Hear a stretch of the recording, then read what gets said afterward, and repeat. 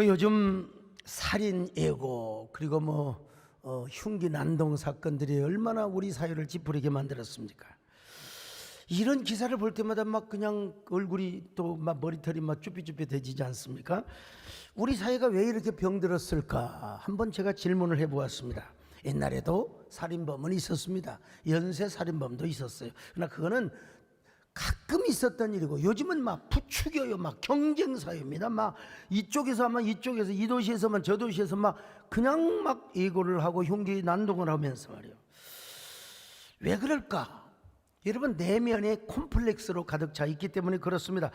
온갖 불건전한 문화와 그리고 또 기기에 의해서 사람들의 내면이 병들어 있기 때문에 그렇지 않겠습니까, 여러분?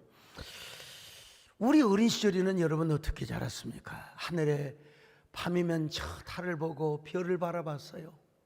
그리고 저 달나라에서 막 개소나무 한 밑에서 토끼 한 마리가 말이죠, 방아를 찢는 그런 그 동화 이야기를 들으면서 별나라를 바라보면서 꿈을 꾸며 자랐습니다. 달빛을 감상하고 별빛을 감상하는 우리 자신들은 상상의 나래를 폈어요. 그러니까 비교적 여러분, 우리 세대는 건강한 자아상을 가지고 자랐다고 할 수 있어요. 근데 요즘 아이들은요, 저녁에 별을 볼래야 볼 수가 없어요. 구름이 끼어가지고, 안개가 끼어서. 그리고 달을 볼래야 아파트 문을 닫아놓고 볼 수가 없어요. 그냥 벼랑박에다가 태어나면서부터 보는 게 뭐냐? 기역, 니은, 니은, 비읍, 시옷. 나도 이것도 잘 못해요. 이래가지고 어떻게 내가 한글을 쓰는지 모르겠어요. 가나다라 바바 사자차 바타바 ABCDFGHIJKLMM 이래가지고 어떻게 내가 지금 목사를 하는가 자주 잘 모르겠는데, 근데 요 애들은 하도 잘해요. 그냥 그걸 기계적으로. 우리는 그냥 거의 자연스럽게 그냥 가나다라 안 배워도 그냥 읽었고 썼어요. 근데 걔들은 조립화되어 있어요. 그냥 의식이. 그래, 머리가 좋아가지고 애들이 그냥 돌 지나기 전에서 엄마, 아빠, 이거, 내 거, 그러면 있네 하면은 뭐라 그래요? 우리 가문에 천재가 났다고, 천재가 났다고 이제 영재 교육을 시키기 시작하는 것입니다. 물론 인간은 태어나 사회적 동물이기 때문에 경쟁도 해야지요. 그러나 아이들에게 적어도 자연의 숲과 교감하고 대화하는 시간도 갖도록 해. 밤이 되면 별도 보고 저 달도 보고 별나라의 아득한, 옛날에 그 별에서 온 그대라는 드라마가 있었잖아요. 휴일이 되면 애들 데리고 강도 보여주고 바다의 모습도 보여주고 저 산천 초목의 산역의 모습도 보여줘야 돼요. 근데 애들이 꼭 갇혀가지고 말이죠, 그냥 가나라 바바바사 아자차타 바타 엄마를 따라서 어디 갑니까? 그냥 또 엄마는 또 그냥 엄마를 그냥 갈 일이지, 백화점을 데려갑니다. 백화점을 데려가서 애들이 어릴 때부터 아이 쇼핑을 하고요. 또 아예 혼자 가려면 할머니한테 애를 맡겨두고 핸드폰을 맡겨주고 가요. 그러니까 어릴 때부터요, 어쩜 그렇게 핸드폰 게임을 잘하는지 몰라. 애들이 막 기기만 갖고 게임을 하고 막 게임에서는 뭐예요? 막 살인하고 폭력하고 막 그냥 나쁜 짓 하고 죄 짓고 이런 것만 보잖아요. 기기의 노예가 되어가는 거예요. 인간의 아름다운 심성이 자리 잡은 게 아니라 기기에 중독이 되고 게임에 중독이 되어버리니까 막 그냥 뭐요? 상대방이 뭐요? 증오의 대상이 되고 복수의 대상이 되는 거예요. 여러분, 우리 어릴 때는 동네에서 무슨 놀이하고 자랐습니까? 자치기 해보셨어요? 자치기? 자치기와 골프는 이웃 사촌입니다. 골프 잘한다고 그냥 그렇게 하지 마세요. 저 이래봬도 자치기 잘했습니다. 자치기도 했고 뭐 있어요? 제기차기. 제기차기. 또 윷놀이도 하고 말이죠. 막 표딱지 노름하고 그거 뺏겠다고 억울하지만 자고 나면 야 또 하자. 그러니까 이게 뭐예요? 이게 사람의 관계성이 형성이 되고 사회적 공동체성을 갖게 되는 거예요. 근데 요즘 애들은 말이죠, 그냥 너무 기계의 노예가 되어다 보니까 우울감, 비교의식, 열등감, 패배감, 이 분노, 그냥 증오, 그러니까 이게 이 패배의식과 분노의식이 살인 예고로 가는 거예요. 흉기난동으로 벌어지는 거예요. 이 어떤 사람 하지도 않으면서 호기심으로 또 장난 삼아서 이게 요즘 문화적 사회적 병리 현상이 되어버리고 말았다 이 말이죠. 앞으로도 이런 일이 계속 이루어진다면 이건 제가 볼 때는 정부 차원에서 국가 차원에서 사회적 공익을 위해서 정신치료를 해야 됩니다. 물론 귀신이 들려서 그런 건 목사가 제압할 수 있어요. 귀신 들림과 조현병은 다릅니다. 옛날에 뭘 모르고 그냥 기도원에서 조현병, 정신병 들린 사람을 막 쇠고랑으로 잡아가 두들겨 패다가 맞아 죽는, 그럼 무식해서 그래요. 딱 보면 알아요. 제가 조현병인가 귀신 들림인가. 이 귀신 들림의 형상은 같은 여자라도요 막 근육이 고와고 네가 뭔데 이거 완전히 귀신인 거예요. 조현병은 그러지 않습니다. 조현병은 정신과 의사들에게 맡겨서 치료를 하도록 해야 되고, 우리가 이런 걸 통해서 다시 한번 생각해 볼 것이 있는데 뭐냐, 애들을 잘 키워야 된다.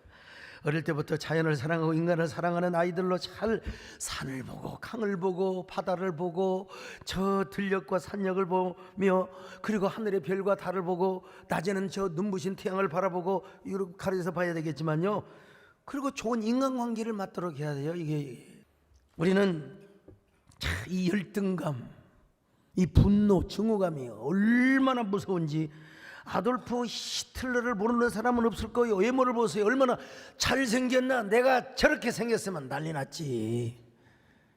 야단 났죠. 정말 사나이 중에 사나이로 생겼지만 세상에, 그러나 저 잘난 외모의 내면은 얼마나 열등감이 많았는지, 열등감이 콤플렉스가 얼마나 많았는지. 언제 그랬느냐, 학교를 다니면서 유대인 비트겐슈타인을 만나가지고 열등감이 생기는 거예요. 비트겐슈타인이 말은 유대인 최고의 명문가였고 세계 최고의 철강 회사였습니다. 게다가 비트겐슈타인은 왜 이렇게 공부를 잘하는지 몰라. 공부도 잘하고 말도 잘하고 똑똑하고. 근데 그런 금수저 비트겐슈타인을 어깨너머로 보면서 주먹을 주며 이를 갈며 저 새끼는 내가 용서 안 할 거야. 여러분, 이런 복수의 이를 갈고 있는 사람이 있었으니 그가 누구냐? 아돌프 히틀러였어요. 히틀러는 가난했습니다. 학교에 적응도 못하는 낙제생이었습니다. 13살 때 아버지가 돌아가시면서 생활은 더욱더 어려워졌습니다. 그래서 히틀러는 열등감과 비교의식에 빠져서 시대의 악마가 된 거예요. 악마가 되어. 어느 정도 악마이냐, 여러분, 우리 요즘 무슨 사건으로 몇 명이 죽고 그래도 온 사회가 난리 법석인데 600만 명을 죽였어요. 히틀러 이 인간이 유대인을 600만 명, 어린애들까지 600만 명을 다 죽였어요. 600만 명을. 참 열등감이 이렇게 무섭다는 걸 우리가 알아야 되고요. 반면에 또 한 사람이 있는데 자신의 콤플렉스를 에너지원으로 삼아서 여성을 해방시켰던 사람, 그 이름이 누군 줄 아세요? 코코 샤넬이라고 하는 여자입니다. 여러분, 이 여자는 콤플렉스의 화신이라고 할 수 있어요. 가난, 고아, 여러 가지 불임, 여자로서 불임을 한다는 것도 사실 참 콤플렉스가 될 수가 있잖아요. 모든 콤플렉스를 다 가졌어요. 그런 생활 속에서도 그녀는 자신의 불운과 콤플렉스에서 삶의 에너지, 동력을 찾게 된 것입니다. 1883년 프랑스 남부 소메르에서 떠돌이 장돌배기 바람둥이입니다요. 바람둥이와 시골 처녀가 어떻게 해가지고 그냥 총각 선생님과 같은 사람과 순진하게 결혼을 했는데, 어머니는 12살 때 폐결핵으로 또 돌아가시네. 그리고 아버지는 바람둥이나 딸 두고 그냥 가버리고 고아원에다 맡기고 그냥 바람 피우고 다녔어요.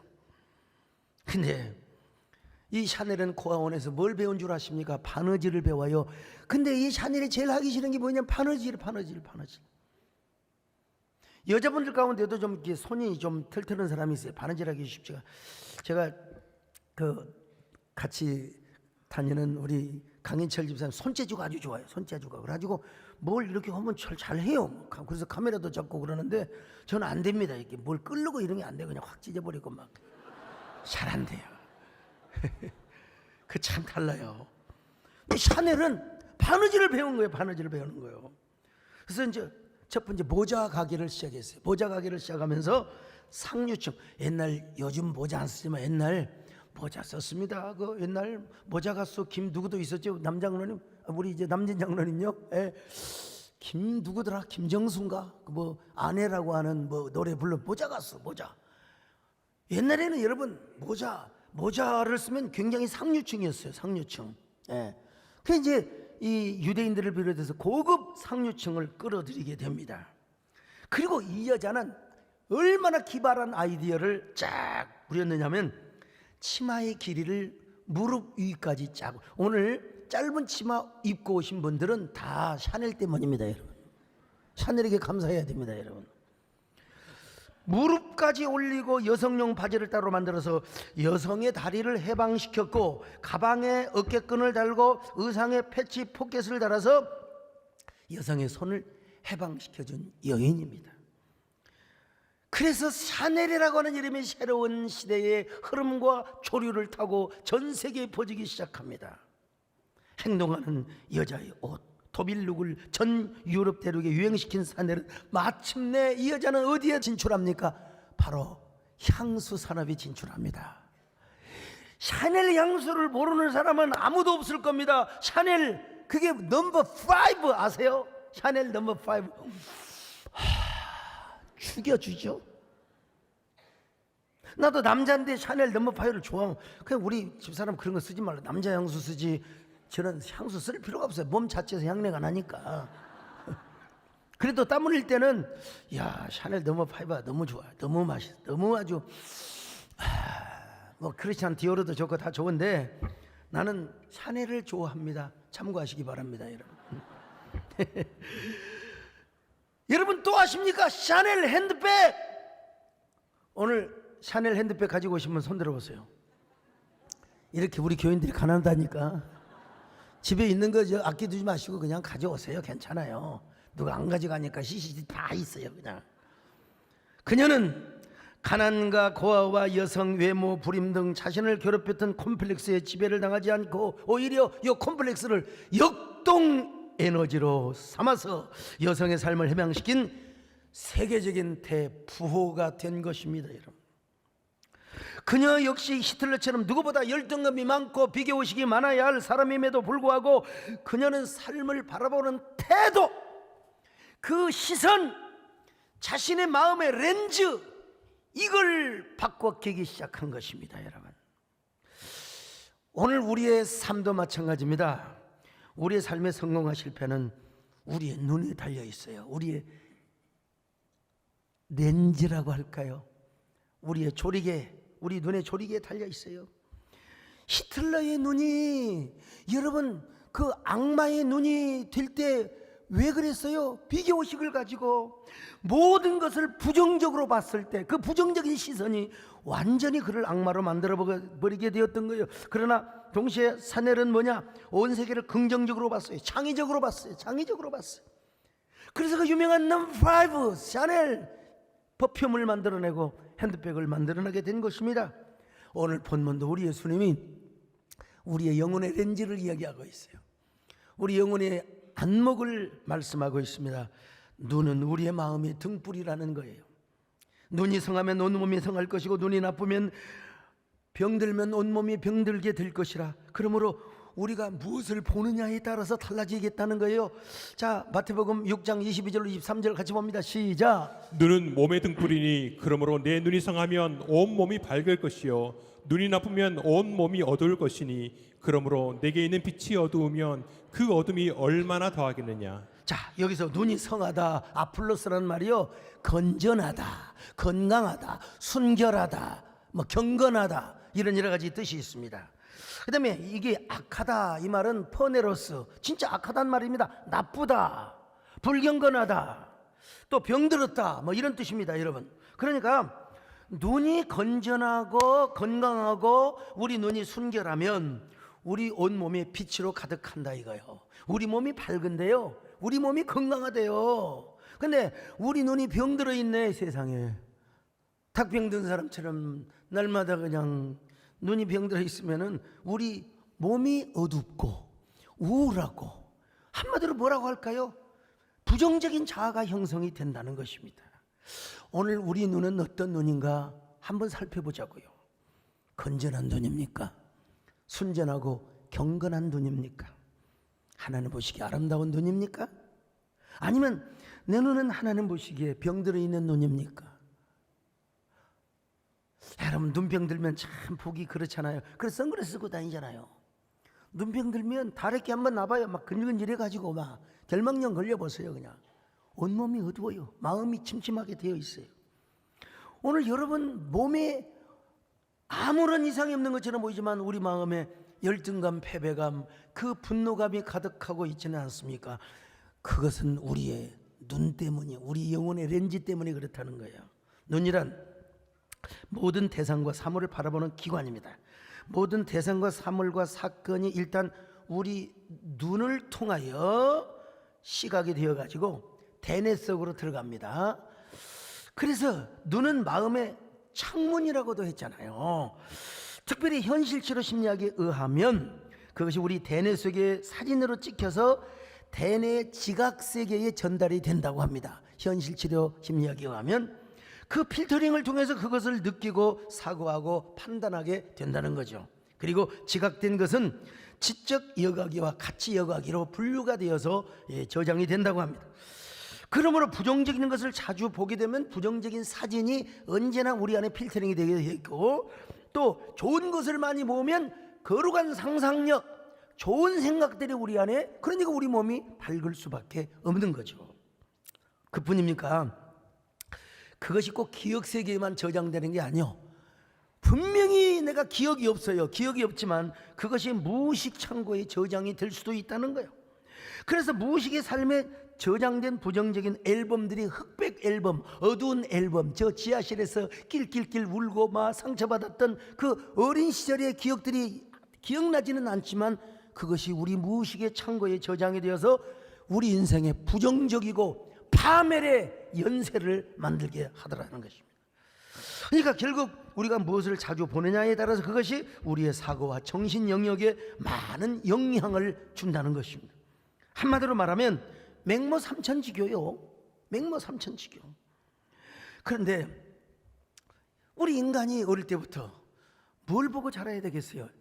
아이고, 자연을 바라보고 또 사랑의 엄마 아빠 형제를 바라보면서 좋은 관계를 맺으며 살아가야 될 텐데 이게 폭력의 영상이나 기기나 게임이나 이런 데 중독이 되어가지고 인간의 내면이 사막화되고 산성화되고 황폐화되어 가는 거예요. 그러니까 이제 생명을 생명으로 보지 않는 것이죠. 저것은 죽음의 대상이고 미움의 대상이고 저것은 내가 그냥 증오의 대상이 되는 것입니다. 여러분, 얼마 전에 왜 우리나라에서 보이스카우트, 걸스카우트, 잼버리 데이를 한 줄 아십니까? 이건 종교를 떠나서요. 사실은 인간을 인간화시키기 위해서 야영을 하면서 자연과 대화하고 인간의 진정한 만남을 갖고 그러면서 건강한 자상을 이루어, 이것도 사회적 자본이죠. 사회적 자본이죠. 그래서 잼버리 대회를 한 거예요. 근데 저는 진짜 힘들었습니다. 그 주간에요. 수련회 첫날 밤을 딱 끝내서 주일 밤만이죠. 저녁에 자려고 하는데 잼버리 주최 측에서 연락이 옵니다. 얼마나 급하든지 본론부터 얘기합니다.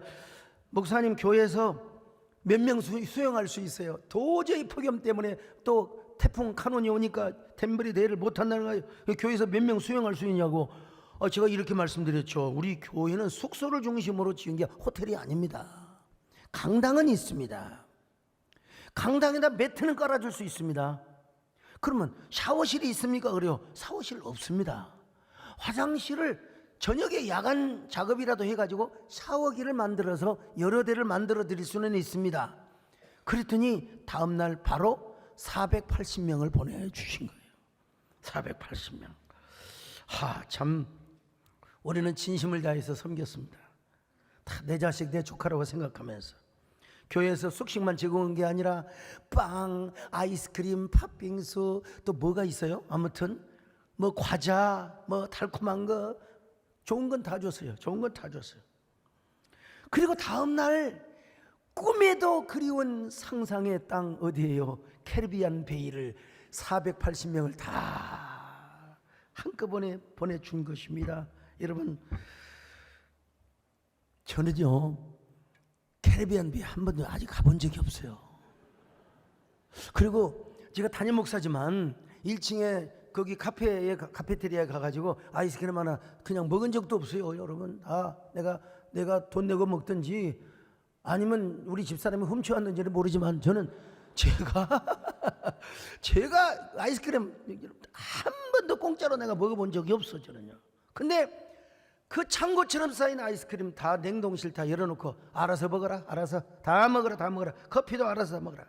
우리 부목사님들 메디컬 처치 밤잠을 설치면서 전부 다 애들을 관리해 줬습니다. 근데 다음날 시자체에서 좋은 숙소가 생겼다고 연락이 온 거예요.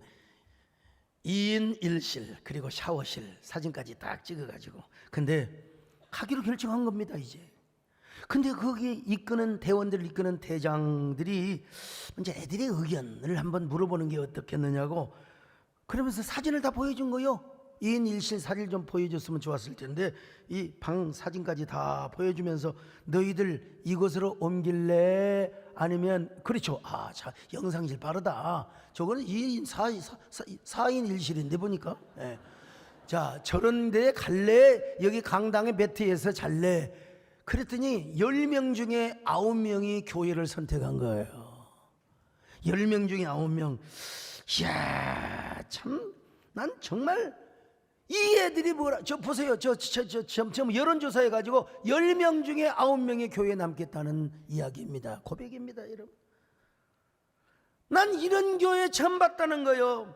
이렇게 열과 성의를 다해 우리를 이렇게 사랑해주는 교회를 처음 봤다는 겁니다.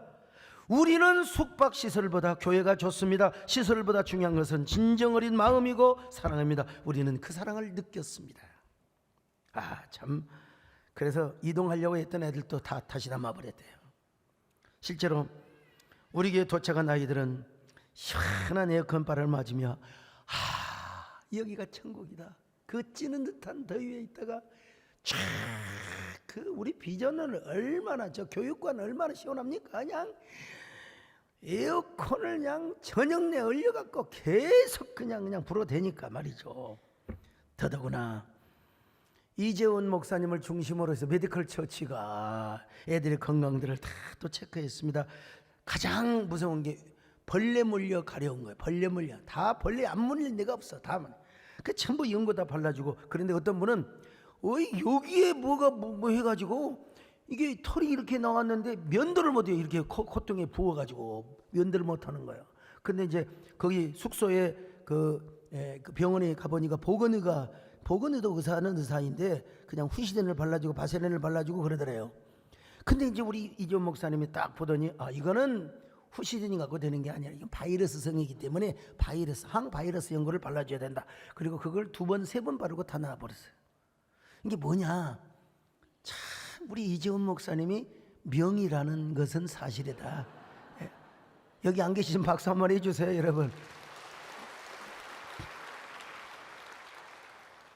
이따가 여러분 말씀드리지만요. 솔직히 말해서 이게 그냥 되어집니까? 배장로님 이게 그냥 되어지냐고요? 뭐가 필요합니까? 그렇지 뭐가죠? 돈밖에 몰라죠, 장로님은요. 사랑이 필요하고 진심이 필요해요.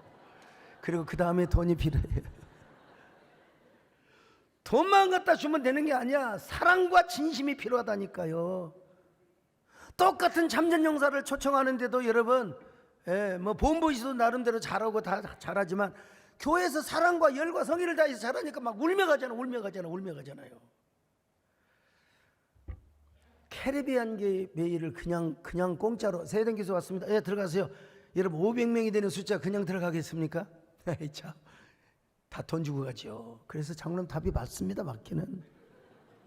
근데 우리 김진애 장로님이 또 TC를 해주셔서 너무나 고맙고 감사한데요. 제가 왜 이런 결단을 했느냐? 우리 대한민국이 집단적 상처를 받았어요. 자존심이 상했어요. 야, 이 국제망신 아니야? 이거 잘못하면 이거 정말. 또 제가 전라북도 원래 고향은 삼척이지만 거기서 자랐잖아요. 잘난 척, 가진 척, 뭐 있는 척 한다고. 근데 내가 진짜 그러잖아요. 그래서 특별히 새만금이니까 거기에 내가 뭐 학교 군산협회고 저쪽 다 그래서 에이 당연히 제가 진심으로 그들을 잘 섬겨드렸습니다. 왜냐하면 그 상처를 아물고 또 보듬어 줄 때 그들 속에 부정적 자아가 형성이 되지 않고 그들 가운데는 절대로 칼부림하고 이런 일이 없어요. 그럴 수가 없습니다. 왜? 사랑을 심어놨는데 말이죠. 이게 만약에 부정적인 자아 형성이 이루어지면 그만큼 우리의 삶이, 우리의 세상이, 우리의 풍세가 어두워지게 되고 바람불게 되어 있는 것입니다. 그래서 저는 예수 그리스도 안에서 그들을 순정적 렌즈로 바라보기 시작했고, 그리고 순수한 인간애와 인류애를 실천하려고 노력했습니다. 이래 진심으로 섬겨주니까 그들이 떠날 때 너무나 아쉬워하더라는 거예요. 예. 교회에 가까이 산다면 꼭 세대께 오고 싶어요. 그래서 단체장으로부터, 단체기관장으로부터, 교육감 뭐 이런 분들로부터 저한테 편지가 와요. 세대께 소식 잘 들었다고. 그 영상 한번 띄울 걸 생각을 못했네. 아무튼요, 제가 폐소식을 할 때 간단한 인사를 했는데 다 이야기할 수는 없고요.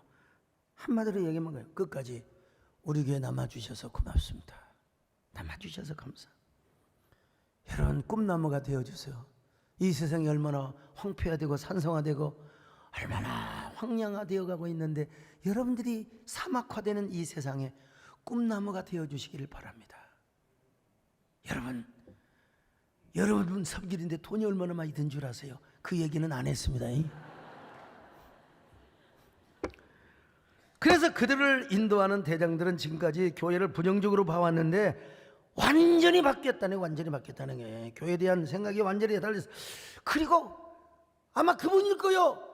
그 잔등에 그냥 연고를 발랐고 낯선 사람이 얼마나 고마워서 막 자진해서, 우리가 요청한 것도 아닌데 자진해서 영상을 찍어주신 거예요. 자, 그 영상 한번 보실까요? 이제 언론이나 이런 데 보도되는 이제 교회에 대한 인상은 상당히 이기적인 좀 집단이라는 그런 생각을 많이 해봤어요. 그런데 막상 이제 교회에 도착을 하고 보니까 우리가 생각해왔던 분들이 아니고 정말이지 우리를 헌신적으로 손님 대접하고 그 다음에 일을 맡기 위해서 그전에 엄청나게 많은 준비를 해왔다는 걸 알게 되었습니다. 자기 식구와 같이 우리 학생들을 대해줬기 때문에 진정성이 가슴에 제일 많이 와닿은 그런 인상을 받았습니다. 소강석 목사님께 정말 진심으로 감사를 드립니다. 고맙습니다. 감사합니다. 제가 뭐 이 소리를 들으려고 한 건 아니지만 면도를 깨끗하게 하셨잖아요. 그런데 주님께서는 오늘 여기까지는 누구도 이야기할 수 있어요. 학원의 강사, 대학교 교수, 또 철학자 다 이야기할 수 있어요. 근데 우리 주님은 여기까지만 말씀하고 계신 게 아니고 이 바라봄의 법칙, 렌즈의 법칙을 어디에다가 연결시켜 주셨느냐? 영적인 차원으로 규결을 시켜 주셨습니다. 자연을 바라보고 인간관계를 갖는 것도 중요해요. 우리 안에 건전한 자아상이 이루어지는 것도 중요하지만, 그러나 진짜 우리가 영혼의 건강하고 구원을 받고 우리가 창조적인 자아 형성이 이루어지려면은 먼저 우리의 영혼의 눈이 하나님을 바라보아야 된다는 거예요. 영혼의 세계를 바라봐야 된다는 겁니다. 여러분, 신령한 세계를 바라봐야 된다는 거예요. 그러기 위해서 우리가 어떻게 해야 되느냐? 여러분, 이 영혼의 렌즈를 잘 관리해야 된다는 거예요. 영혼의 렌즈를 잘 닦고 그리고 조절을 해야 된다는 것입니다. 자, 그렇다면 오늘 여러분은 어떤 눈을 가지고 계십니까? 여러분의 렌즈는 어떻게 관리되고 있습니까? 부패한 땅을 바라보며 저 더러운 시궁창의 썩은 냄새를 좋아하고 계십니까? 그것을 바라보고 이 세속적인 것을, 자극적인 것을, 세상적인 것을 보기를 좋아하십니까? 아니면 신령하고 거룩하고 경건하고 건전하고 아름다운 것들을 보기를 원하십니까? 여러분, 여러분의 눈이 순결하시기를 축원합니다. 여러분의 눈이 건강하시기를 바랍니다. 여러분의 렌즈가, 영적인 렌즈가 깨끗하시기를 바랍니다. 깨끗한 렌즈로 누구를 바라봐요? 하나님을 바라보시기를 바랍니다. 똑바로 보고 싶어요, 주님. 온전한 눈짓으로 똑바로 보고 싶어요 주님. 켰는질 하긴 싫어요. 하지만 내 모습은 온전치 않아. 세상에 보는 눈은 마치 날 죄인처럼 멀려 외면을 하네요. 주여, 이 낮은 자를 통하여 어디에 쓰시려고 이렇게 초라한 모습으로 만들어 놓으셨나요? 당신께 드릴 것은 사모하는 이 마음, 이 생명도 털러시며 십자가에 넣겠으니 아울뿐인 세상 힘께 하시고 가식뿐인 세상 속에 미랄로 죽게 하소서. 똑바로 보고 싶어요. 이 노래를 생각하면 어떤 애가 그냥 똑바로 걸어가는 거예요. 똑바로 눈을 뜨고 똑바로 보고 싶어요 주님. 집안 어른이 지나가는데 인사도 안 했어요. 이놈의 자석이 어디서 어른이 지나가는 인사를 안 하냐고 눈을 동그랗게 뜨고 가냐고. 뭐라고 대답한 줄 아세요? 아유, 인사 못한 건 죄송한데 그럼 눈을 네모나게 뜹니까? 동그랗게 뜨는 거지. 여러분, 눈이 동그랗건 네모나건 간에 영혼의 영적 렌즈가 굉장히 중요하다는 사실을 강조하고 있습니다.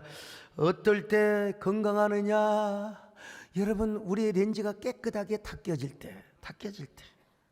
그러니까 이 렌즈가 닦여져서 이제는 뭘 바라보냐? 이제 뭘 바라보냐? 산도 바라보고 강도 바라보고 다 중요하지만 누구를 바라보느냐? 하나님을 바라보라는 거예요, 여러분요. 세상을 바라보고 재물을 바라보고 동시에 그게 안 돼요. 먼저 하나님을 바라보라. 오늘 6장 24절 시작. 한 사람이 두 주인을 섬기지 못할 것이니 혹 이를 미워하고 저를 사랑하거나 혹 이를 중히 여기고 저를 경히 여김이라. 너희가 하나님과 재물을 겸하여 섬기지 못하느니라. 우리의 영혼의 조리개, 이 카메라로 말하면 이 렌즈가요, 먼저 하나님을 바라봐야 된다는 거예요. 하나님. 근데 이 물질이라는 게 대단한 겁니다. 돈의 파워가 얼마나 세냐면 여러분들이요, 제가 우리나라의 메디 안에 있는 그룹 회장님들을 다 이게 만나봤어요. 보니까요, 와, 광채가 나요. 왜냐하면 그들이 돈이 많으니까. 아이고, 회장님 안녕하십니까? 그랬더니 예, 안녕하십니까? 돈의 힘이에요. 돈 가지고 안 되는 게 거의 없어. 인간이 만들어낸 절대 힘과 가치가 뭔 줄 아세요? 돈입니다. 돈. 그래서 헬라 신화에는 이 돈을 뭐라고 하냐? 만몬, 신으로 있어서 돈의 신, 만몬 신. 이 돈이라고 하는 것은 세속적이고 그리고 도시의 문명의 상징이지요. 돈이 있으면 안 되는 일이 없어요. 그래서 황금만능주의, 배금주의 사상이 나오게 되는 것입니다, 여러분. 우리 예수님 뭐라고 했냐? 우리 예수님 뭐라고 그러냐? 바로 돈과 하나님을 같이 볼 수 없다 이거예요. 하나님과 돈을 같이 섬길 수 없다는 겁니다. 먼저 하나님을 바라보고 먼저 하나님을 섬긴 다음에, 자, 여러분 물어봅시다. 돈이 좋아요? 안 좋아요?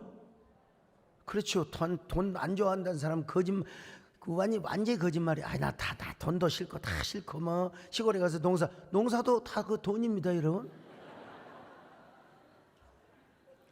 여기 서목사 돈 좋아할까요, 안 좋아할까요? 오해하지 마세요. 우리 목사님은 돈이고 뭐고 다 싫은다고. 여러분 저 돈 좋아해요. 참고하세요. 그러나 돈을 사랑하지는 않습니다. 우리의 오직 사랑과 경배의 대상은 무엇입니까? 하나님이십니다. 그래서 하나님은 뭐라고, 우리 예수는 뭐라고 말씀하셔서 너희는 먼저 마음을 다하고 목숨을 다하고 힘을 다하여 하나님을 사랑하라 그랬어요. 돈을 사랑하지 않고 하나님을 사랑하라. 하나님을 사랑하라. 그러면 자연도 아름답게 보이고 이웃도 아름답게 보이고 내 모습도 건강하게 보이고. 자, 마태복음 22장 37절로 40절입니다. 시작. 예수께서 이르시되 내 마음을 다하고 목숨을 다하고 뜻을 다하여 주 너의 하나님을 사랑하라 하셨으니 이것이 크고 첫째 되는 계명이요 둘째도 그와 같으니 내 이웃을 내 자신같이 사랑하라 하셨으니 이 두 계명이 온 율법과 선지자의 강령이니라. 그러니까 첫째가 퍼스트, 우선순위가 뭐예요? 프라이어티. 하나님 다음으로 돈입니다. 하나님 다음으로 성공입니다. 남진영 하나님, 하나님 다음으로 인기입니다. 하나님 다음으로 여러분 건강입니다. 할렐루야. 다 건강하시기를 바랍니다. 여러분 다 100세 이상 사시기를 바랍니다. 근데 그 다음에 하나님을 사랑하면, 마음을 다하고 성품을 다하고 힘을 다하고 하나님을 사랑하면 이웃도 사랑하게 되고 자연도 함부로 파괴하지 않아요. 다 모든 게 생명이야. 근데 아직도 용서 못할 놈이 한 놈이 있어요. 그 놈이 뭐냐면 모기 새끼야. 걔는 아직 아름답게 보이지가 않아서 아직 내가 이게 좀 수련이 좀 덜 됐나. 여러분, 하나님을 사랑하는 마음으로 이웃을 보고 그리고 자연을 보면 다 그게 뭐냐? 하나님의 솜씨고 하나님의 작품입니다. 하나님이 만드시고 하나님이 그 솜씨를 발휘한 그 위대한 걸작품. 저는 산행을 할 때 그냥 숲이 좋아서만 가는 게 아니에요. 숲과 교감을 나누고 숲과 공감을 하면서 하나님이 주신 창조 세계를 그리면서 가게 되는 거죠. 제가 이런 얘기를 하면 이 소목사는 말이 무슨 뭐 나무와 대화를 한다고. 일찍이 갑바도기아의 세 신학자 중에 한 사람인 니사이 그리고리라는 분이 계세요. 이분이 무슨 말을 했느냐, 참 기가 막혀. 진짜 청결한 마음이란 에덴 동산에서 창조되었을 때의 본래의 마음을 회복하는 것이다. 그 마음을 회복하면 자연과 교감하고 대화하게 될 뿐 아니라 저절로 아름다운 시가 나오고 음악이 나오며 천재적 예술성을 발휘하는 영감을 얻게 된다. 이런 선대 신학자들이 이런 얘기를 해놨기 때문에 제가 이런 말을 하는 거지. 그래서 저도 특별 계시, 하나님 말씀을 통해서도 은혜를 받지만 사람은 그렇잖아요. 자연과 많이 접하고 흙과 많이 다 이렇게 교감을 하면 건강해서. 그래서 요즘 명의들이 그러잖아요. 걷기만 해도 병이 70%는 낫는다고. 그게 다 그런 원리인 거예요. 그러면 여러분, 자연 계시를 통해서 하나님이 주신 금강산이나 설악산에 가서 금강산에 1만 2천 목을 볼 때 무슨 노래가 나옵니까? 무슨 노래가 나와요? 비 내리는 호남선, 이런 노래가 나와요? 나올 수가 없지요. 여러분요, 진짜 주님의 아름다우심을 노래할 수밖에 없는 거예요. 주 하나님 지으신 모든 세계 내 마음속에 그리워볼 때 하늘의 별 올려보지는 애써 주님의 권능 우주에 찬네. 주님의 높고 위대하신 내 영혼이 찬양하네. 주님의 높고 위대하신 내 영혼이 찬양하네.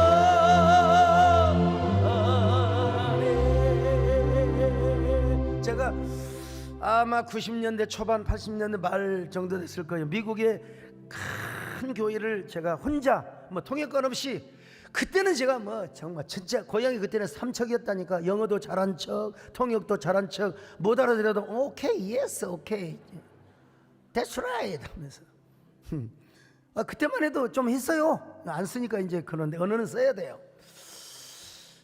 여러 교회들을 다 다녔습니다. 정말 유명한 교회들을 다 다녔는데 그 중에 한 교회가 올랜도에 있는 크리스찬 센터 처치라고 베니힌 목사님이라고요. 우리와는 좀 신학이 좀 다르지만 아주 성령운동을 했던 분인데 이분은 옷을 하얀 양복을 입습니다.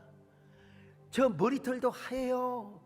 어쩌다가 저기 하얀 여기다가 손수건도 찬 거 봤는데 그 사진은 안 내놨네요. 이 양반이 마이크 들고 노래하는 모습, 야 멋있어 보러 마이크 들고요. 저 이 마이크 안 나와도 괜찮아요. 한번 더 흉내 내볼 테니까 Dancing's my soul, my savior God to see. How great thou art, how great thou art. Dancing's my soul, my savior God. 이런 식으로 이제 쫙 가요. 제가 와서 흉을 냈습니다. 나도 하얀 양복을 한번 입고 찬양을 한번 해보고 싶다고 그랬더니 우리 김현숙 권사님이요. 야, 이분 정말 우리 돌아가신 우리 문정남 장로님 잊을 수 없는 분인데 저분이 서랍을 4대를 졸업하신 분이에요. 예술적 감각이 아주 탁월하세요. 직접 양복점에 가서 저에게 흰 양복을 맞춰주셨어요. 그리고 흰 양복에 그 빨간 손수건까지 다, 그리고 백구두까지 다. 아무튼 여러분 뭔 얘기를 하려고 하느냐, 순결한 영혼의 렌즈로 볼 때 하나님의 걸작품이고 하나님의 위대한 솜씨이며 하나님의 아름다운 명시처럼 보이더라 이 말이요. 그래서 주님의 높고 위대하심을 찬양하더라는 것이죠. 여러분 우리가 꼴보기 싫은 사람이 있잖아요. 정말 꼴보기 싫은. 참 이렇게 하는 것마다 꼴보기 싫어. 다닌 것도 꼴보기 싫고, 저 명품 갖고 다니는 거 그냥 확 그냥 면도칼로 긁어 없이 그냥 막 그냥 벤치 타고 막 모르게 못으로 갖다 긁어불고 싶고만 그런 사람이 있다니. 그런 사람이 있어요 공동체에서요. 근데 이 사람이 또 참 보면은 어쩜 이렇게 목사님하고 또 가까이 하는지 몰라. 예를 들어서 막 식당에서 봉사해갖고 막 그냥 우리는 죽어라 봉사하는데 담임 목사님 옆에 앉아갖고 밥딱 처먹는 여자. 제가 근데 그러다가 이제 하나님 부르심 받아서 천국 갔네. 세상에 천국 같아. 거기 또 있어요. 이게 뭐냐, 눈이 눈이 뒤집어져서 그래요. 렌즈를 갈아야 됩니다. 렌즈, 영혼의 렌즈를 우리가 다시 닦아야 돼요. 우리의 눈이 신령하고 거룩하고 저 복된 하늘을 바라봐야지. 그래서 뭐라고 말합니까 여러분? 우리는 언제나 위의 것을 바라봐야 된다고 말씀하지 않습니까? 우리 눈이, 우리 장손 집안이라 제사를 하도 많이 지내가지고 제사 지내고 나면 그냥 막 구정물통 주워보면 막 동태 눈칼 있잖아. 먹다 버린 동태 눈칼, 막 썩은 이런 거 보면은 그 생각이 나요. 하나님, 우리 눈이 그렇게 되어서야 되겠어요? 우리 눈이 이제 시궁창에 들어가서 세상에 더러운 것만 좋아하고 저 세상에 음란한 것만 좋아하는 불독 같은 눈이 되어서야 되겠습니까? 주여, 나의 눈이 비둘기 같은 눈동자가 되게 하여 주옵소서. 신령한 세계를 바라보게 하여 주옵소서. 여러분, 그러면 우리 마음도 밝아지게 하시고 여러분 우리 이웃도 밝아지고 사회가 건강하게 된다는 사실입니다. 그래서 사도 바울은 우리의 눈을 땅의 것을 바라보지 말고 하늘의 것을 바라봐라. 자, 골로새서 3장 1절 시작. 그러므로 너희가 그리스도와 함께 다시 살리심을 받았으면 위의 것을 찾으라. 거기는 그리스도께서 하나님 우편에 앉아 계시느니라. 그렇습니다. 우리가 그리스도와 함께 다시 살림을 받았다면 우리는 위의 것을 바라보는 거예요. 위의 것을 바라보는 거예요. 자, 우리가 왜 책을 읽습니까? 책을 읽으면 여러분 다 기억이 되던가요? 내 나이 먹어서도 이제 책 읽기가 힘들어요. 이제 눈이 아파요. 그리고 잊어먹어요. 책 읽어도 몇 문장, 좋은 단문장, 아름다운 문장, 그리고 예화 몇 개, 스토리 몇 개 기억하지 그 책을 다 암기합니까? 김기수 이사님 책 읽는데 그거 다 암기하세요? 근데 왜 읽어요? 그 읽는 이유가 무슨 어떤 새로운 정보나 지식을 습득하기 위한 목적도 없는 것은 아니에요. 근데 그 좋은 책을 읽으시면서 우리가 어떻게 하느냐? 바로 우리의 그 세상을 바라보고 우리의 삶을 바라보는 렌즈를 관리하는 거라고 어느 학자가 이야기를 하더라고요. 여러분 오늘 설교를 넉넉히 다 듣고 계시는데 조는 사람 하나도 없는 것 같아요. 설교 내용 이따가 물어보면 기억할 사람 하나도 없어요. 글쎄 뭐 하얀 양복 얘기는 들은 것 같은데 뭐 쌍꺼풀 뭐 코 얘기하는 것 같으니 뭐 다른 거 다 뭐 렌즈 이것 버스 생각이 안 나요. 그렇잖아요. 장로님들 그렇잖아요. 다 천재 장로님들도 그렇지. 그런데 여러분이 설교를 들으면서 순간순간 내 마음의 렌즈를 지금 닦고 있는 거예요. 기억한다고 할 것 같으면 나도 옛날에 했던 설교 다 잊어먹었어요. 아, 내가 이런 설교했나? 그런데 여러분 하물며 그러겠습니까? 여러분 설교를 들으면서 여러분의 영혼의 렌즈를 닦아내는 거예요. 책을 읽으면서 마음의 렌즈를 닦는 것처럼 여러분의 영혼의 렌즈를 닦는 거예요. 내 눈은 어떤 눈인가? 나의 렌즈는 얼마나 기스가 나 있는가? 상해 있는가? 오늘 여러분 눈 관리 잘 하시기를 축원합니다. 영혼 관리 잘 하시기를 축원합니다. 영혼의 렌즈 관리를 잘 하시기를 바랍니다. 먼저 하나님을 바라보시기를 바랍니다. 여러분 신령한 세계를 바라보시기를 바랍니다. 그런데 문제는 뭐냐? 우리가 너무나 연약해요. 우리는 날마다 여러분 교양적인 다큐를 보고 싶어요. 자극적이고 감칠맛 나는 영상을 보고 싶어요. 유성근 장로님 어떤 걸 보고 싶어요? 내 유 장로님 보니까 맨날 자극적이고 막 감칠맛 나는 것만 보시더라고 보니까.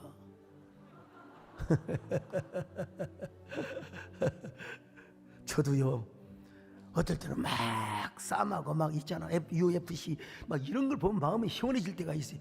근데 그러면 내 마음에 눈이 렌즈가 기스가 나요.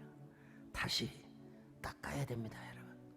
하나님의 말씀으로, 주님의 보혈로, 성령의 생수로 내 눈의 조리개를 닦아야 돼요.